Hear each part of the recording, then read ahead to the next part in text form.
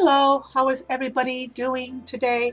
I am here. I have a couple of more projects to share for my 100 Things project, and I will be done with that challenge after this video.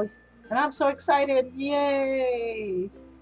So here we have, I made this cute little Easter card, and I don't know if you can see what it says, but it says, "You make the rainy days brighter." And after looking at it, I don't know why I chose this color combination, but I wanted it to be real bright. So I chose these colors for the circle, and the sentiment in this color in purple, and then this teal background, or like a teal blue background. And I was using this as a sketch from one of my favorite things sketches. And I think this was not the current week's, but I think it was either the week before or the week before that. They had this sketch, and I really liked it with the circle. And I've been actually doing quite a bit of searches online for sketches, because it gives me different ideas for my cards that I make. And most of my cards are clean and simple as it is. They're nothing too difficult to replicate or anything like that. But I just like to make these and send them in my snail mail to pen friends. I will either write a letter and put the page inside, or I will start part of the letter inside the card and then continuing it on stationery once the card, the little space in the card is filled with writing. So this is project number 98. And then this is a fairly new stamp that I've got here, and I think I did a online haul on it recently. It's either recently or it will be up soon. I'm not sure, but it is a new stamp. And once the thing is up, once the haul is up, I will put a link to the haul where this stamp is featured down below. But I put, I think it's called Bunny Hop, right? And it's a Mama Elephant stamp. And this little sticker that I put down here came in the Simon Says Stamp card kit of the month. It was bunny related, and then I put some bunny ears down at the bottom inside, and I will write my letter inside here, or I may write on a piece of paper that I will place in here, and then I'll leave the card blank for the person who receives it to use.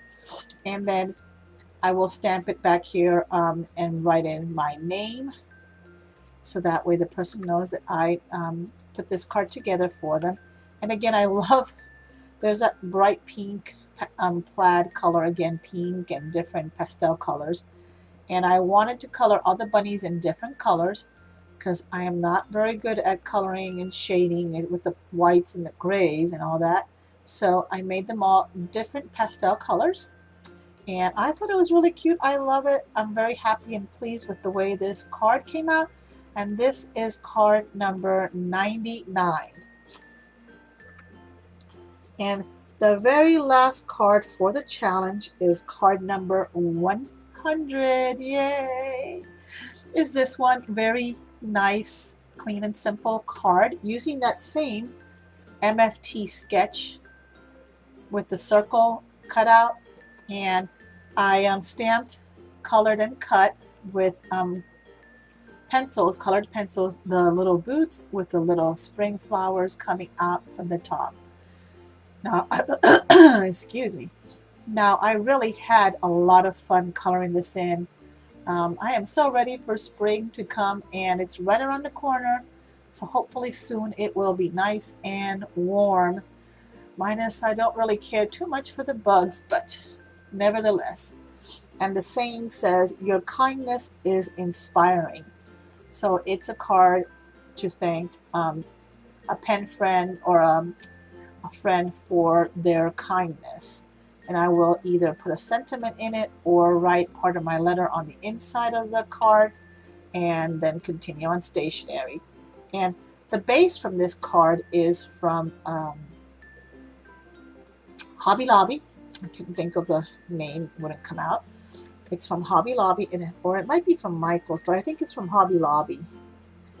And yeah, because it's the paper studio, it's in the back here. So it's from Hobby Lobby, and I had these pre-made cards that I had purchased, and there's a couple of them that have these springy time colors, and I will probably use those as bases for my springtime cards that I will be making here soon. So that was number 100. Yay! And kind of went a little bit above and beyond, and I made a few more. And I will not put these as far as, I won't give these a number since these are not part of the numbering. We're going to go ahead and move away from the challenge for now because that challenge is completed. I made this little card with this little Pure Innocence girl. She was one of the latest releases, from My Favorite Things. And I colored her very, very lightly in with a very light touch with my colored pencils. And I think that this paper is from My Favorite Things, or it might be from a Hobby Lobby paper pad. I'm not really sure, but I wanted to put it on a white background. And the die that I used to cut this out, I want to say it's oh my goodness, I can't think of the name. But anyway, if I remember and I can put it down below, I will. And then I stamped it inside in a light pink ink, and it says, "May your birthday be filled with shopping." So this, of course, will go to a pen friend for their birthday who enjoys shopping. So shouldn't be very hard to find somebody who enjoys shopping and who's celebrating a birthday. Now, this one is one of the Gorgeous Girl stamps that I stamped out onto this white card, and I colored her in as well, very lightly with colored pencils. And it says, "Hey, birthday girl," and then put some decorative corner cutouts on each side here. And on the inside, I cut this really intricate heart with pink cardstock, and then this design up here. And I will probably either stamp in here, or I will write a note on this part of the card, and then I will write up here, and then I will continue it down into the bottom here. But I thought this was a really cute card. I enjoyed making it. I haven't used my Gorgeous Girls stamps that much here lately, but I will hope to continue to use more of them as I'm inspired. I really have to be in the mood to use them. Any stamp I use, I really have to be in the mood, and I have to feel the card. I have to feel what I'm doing. It has to inspire me. So, and this card base is a pack of, I think there's some wedding bases that I picked up, or are they my leftover wedding invitations? I know they're many, many years old, these card bases. So this might have been even some wedding bases from my own wedding cards, because I made my own cards for my wedding. And these are some of the bases I think that I had left over from that. And I finally dug out the box that had them in, and I will start using them. And it's a beautiful, beautiful outline in like a silky white around the side. I don't think the camera catches the look of it. That's okay. And that is why it has a little cutout in the back like that, because that's how they've got this little border on the back side as well. So that was another project that I worked on.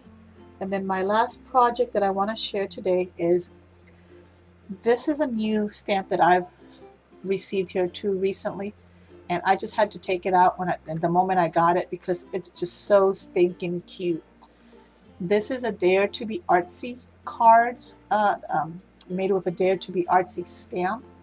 I made this card. I was really inspired to use these bright colors, and then the background here is some glittery foam sheet, and I cut it out to fit the front of this card. And then I colored, it says friends. So this is a house full of friends and good things and fun times and all that is nice about having a friend. And it says, "Friends make a home sweet." And isn't that the truth? Our friends are the ones that make our home so sweet. Um, Now, not so much, it's kind of an odd saying for me to be saying because I really don't have a lot of like personal friends up locally up in my home to come and visit me, but I do have a lot of friends through pen friends, through writing letters over the years, and I have some new friends that I've made on YouTube here. You all have become very good friends to me, and all that. But anyhow, I do still feel that friends make a home sweet. And a friend, I suppose, could be your kids, could be your friends, your husband can be your friends. Family members can be considered friends as well too. So anybody that makes your home a sweet place is a friend, whether they are here in person with you or whether they are miles and miles away. Anyhow, and I have not written on the inside of this one. I haven't decorated it. I haven't done anything because I think I'm going to take some of the stamps from the stamp set, the other ones that came with it, and I might put them in some of the corners or whatnot. Or I might decorate it with a piece of vellum paper. I haven't decided yet who even is going to get this card, but I just love, first time ever that I used this glitter foam sheet, and I really enjoyed it. So that's probably an element that's going to come into many more of my cards. But anyhow, that is my last project. So now I am done, and I've gone a little bit beyond my 100 things challenge. So now we're on to new adventures, and I will be back shortly at a later time to share more crafty videos and more hauls with you. And I'm going to try to share more of the things that I'm actually creating as I'm sifting and going through all the supplies that I have and looking for things that I want to put into my cards. And I have a couple of really nice new stamps that I've acquired that I really also want to make cards or some kind of project with them. So I'll be back here to share those with you all. You all have a great day. Thanks for watching. And if you want to share any of your crafty ventures down below, write a comment for me so that way you let me know what you're doing and what you've been up to. And one more thing that there is a challenge that I wanted to participate in, but I didn't officially sign up for. But it's a writing challenge where you write, and I can't remember exactly, a certain number of words that you write per month for this challenge, or for the month of March, I think. Which of course we're already, March has already been started. But that's another challenge that I also wanted to try to, maybe not, since I'm not participating in it, maybe do a video response to it, and that will be up at some point here in the near future. I haven't quite decided if I want to make the jump and start counting my words again, because come November of this year, the NaNoWriMo is going to come back again, where it's a challenge where you write 50,000 words in the month of November, no matter whether it's on a letter or journaling or whatnot. So I might practice and do my own counting between now and November to try to get those, my writing, the number of words I write higher, so that way I can complete this year the challenge with my 50,000 words, because I wasn't able to finish it last year. So I was short quite a number of words. So I need to practice and just figure out how much I have to write in order to make those 50,000 words a month. Anyhow, I've rambled on enough. Ramble, chat. So I will let you all go, and I will see you all in my next video. Bye now.